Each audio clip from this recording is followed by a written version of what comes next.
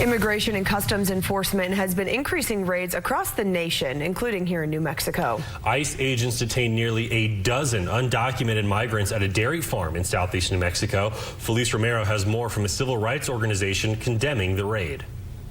ICE agents made their way to southeast New Mexico last week, arresting 11 migrants who were working at the Outlook Dairy Farm in Lovington, New Mexico. These are folks that are just trying to make a living in an essential job that is needed in the state of New Mexico. We have a lot of dairy producers in the state of New Mexico, and a lot of immigrant workers from mixed status families work in that industry. Marcela Diaz is the executive director of Somos, Pueblo, Unido.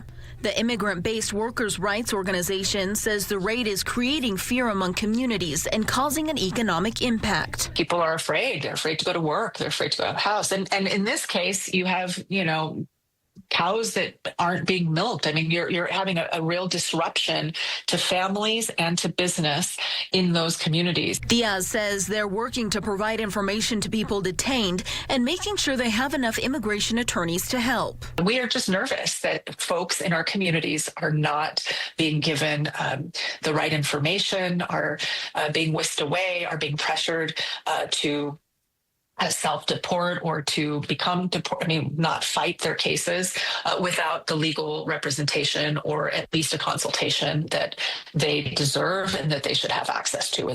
Diaz says it's difficult to find out information on who has been detained and where they're being transferred to. So they're also asking state lawmakers to demand transparency from ICE on these operations.